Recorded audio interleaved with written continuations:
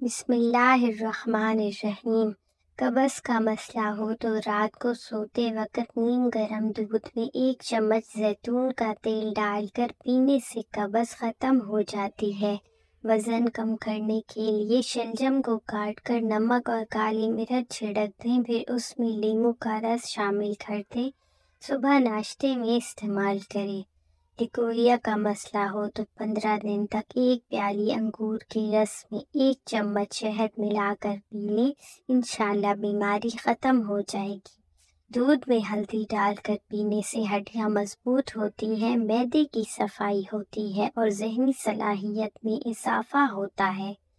اگر آپ کے منہ پر دانے بہت آتے ہیں اور چکنائی بہت آتی ہے تو پانی زیادہ پئیں اور بیسن میں ہلدی، لیموں اور دودھ ملا کر چہرے پر لگائیں۔ انار شوگر کے مریضوں کے لیے بہت مفید ہے، جسم میں صاف خون پیدا کرتا ہے، بیماریوں کے بعد جسم میں موجود کمزوری کو بھی دور کرتا ہے۔ اگر آپ میں آئرن یا خون کی کمی ہے تو کھجور کا روزانہ استعمال ضرور کریں۔ ملٹھی کو دنیا کا اہم ترین پودا تصور کیا جاتا ہے۔ ملٹھی کو پیاس، کھانسی، بخار میں استعمال کیا جاتا ہے۔ حیض کا درد ہو تو پیاز اور شہد ملا کر ماہواری کے درد کے علاج میں دونوں مدد کر سکتے ہیں اور ماہواری کا درد کم ہو سکتا ہے۔ بانجھ عورت کلونجی اور دار چینی کو پانی میں ملا کر روز پیے، انشاءاللہ جلد حاملہ ہو جائے گی۔ روزانہ 1 کپ گرم پانی جس کی چسکی جس طرح چائے پیتے ہیں صبح نہار منہ پی لیں، آپ کا معدہ ہمیشہ ٹھیک رہے گا، کبھی قبض نہیں ہوگی اور انسان جلدی بوڑھا نہیں ہوتا۔ ملٹھی کی جڑ چوسنے کے بعد انسان 12 دن تک بغیر پانی پیے رہ سکتا ہے۔ یہ بہت ہی زیادہ جادوئی پودا ہے۔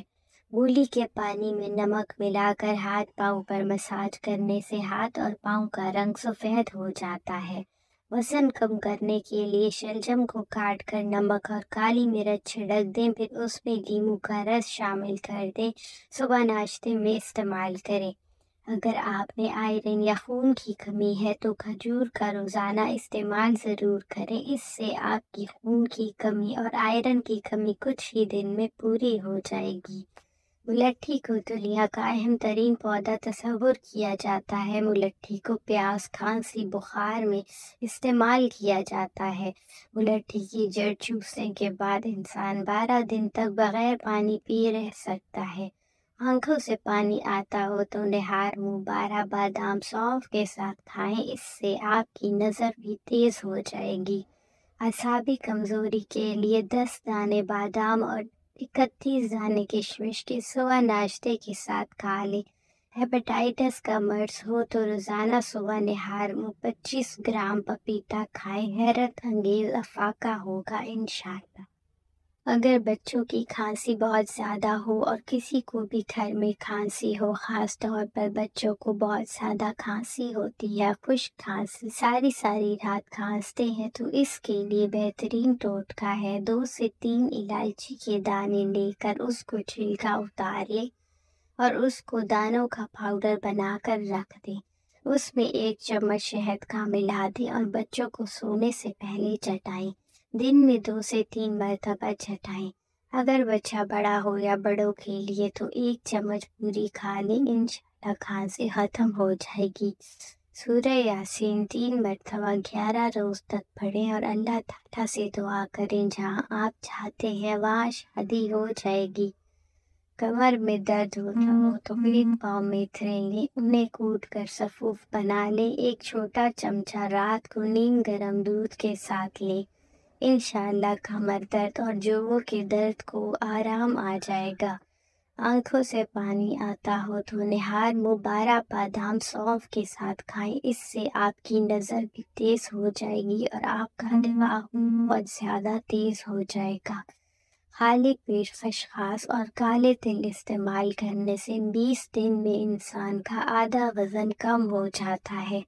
اعصابی کمزوری کے لیے 10 دانے بادام اور 31 دانے کشمش کے صبح ناشتے کے ساتھ کھا لیں۔